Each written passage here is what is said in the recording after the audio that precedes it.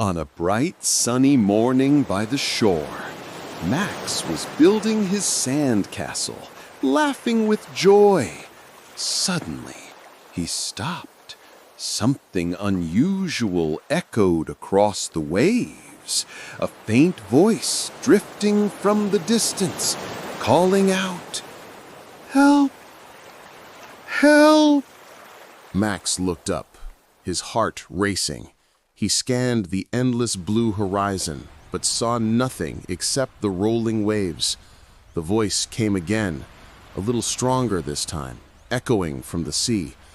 Max stood up, brushed the sand off his hands, and took a cautious step toward the water, wondering who could be calling for help beneath the waves. Max followed the voice into the water. As he got closer, he looked beneath the waves. There, Help a me. little mermaid was stuck between the rocks, with seaweed tangled around her tail. Help me. She was calling for help. Max moved closer. There, he saw a little mermaid trapped between the rocks. Seaweed was wrapped tightly around her tail, and she couldn't Help me. move. She called out for help. Help me. Max stepped into the water. It reached his knees. Carefully, he pulled away the seaweed holding the mermaid. At last, she was free.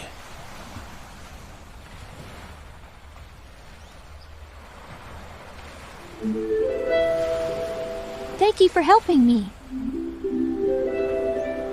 Max lifted the mermaid gently in his arms. Step by step, he carried her back into the sea, where she belonged. The little mermaid waved goodbye as she swam into the deep blue sea. Max stood on the shore, happy he'd saved a new friend. Max watched the mermaid drift farther into the sea. Curiosity filled his eyes as he called out softly, "Wait!" Can I see your home? She stopped when she heard him and said, Yes, I can take you there. I'll give you the magic touch. Then you can go with me. The mermaid swam closer, placed her hand gently on her chest, and said softly, "Now you can step into the water without ever sinking." Amazed, warm, slightly magical. After the mermaid's magical touch, Max found he could dive and swim underwater as if he belonged there. Smiling, the mermaid gifted him a seashell holding a shining pearl. As he swam closer, Max's eyes widened.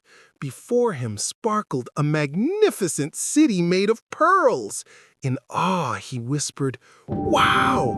Is this really real?" What's that? The mermaid smiled and said, "This is our city, built from giant shells and shimmering pearls, each home glowing beneath the sea." This is my home. The mermaid took Max on a tour through the city, showing him its marvelous sights, glowing pearl towers, giant shell houses, and streets shimmering with colorful coral. At Body, a group of humpback whales singing beautiful songs whose echoes travel across the ocean. This is awesome. Little mermaids play with dolphins and tend to herds of seahorses.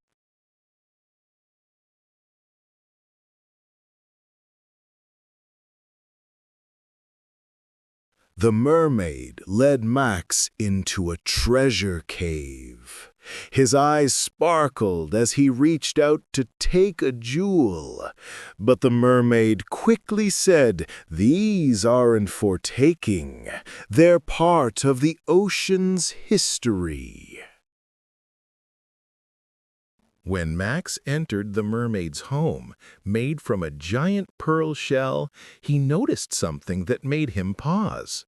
A group of sea camels, weak and sick, resting quietly inside. Why they are sick like that? The mermaid lowered her eyes and said softly, "Pollution from above is hurting them. Plastic bags and bottles make our friends sick." The mermaid looked at Max and explained, "Plastic bags and water bottles harm sea creatures. They hurt the fish and make the ocean sick."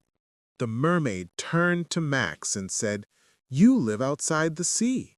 You can help us stop this." Max returned from the ocean to his real world, but something inside him had changed. What he had seen beneath the waves stayed in his heart, the beauty of sea life, but also the sadness of plastic waste scattered across the shore. He couldn't forget it.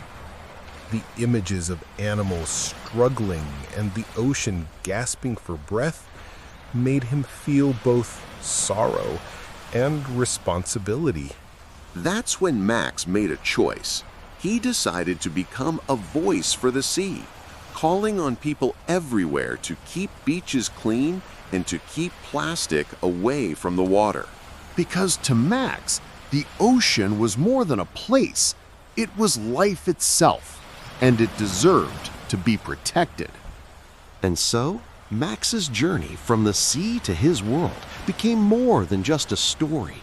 It became a promise to protect the ocean, to keep plastic away from the shore, and to remind us all that the sea is life. The waves will keep moving, the sun will keep rising, but it's up to us to keep the ocean alive.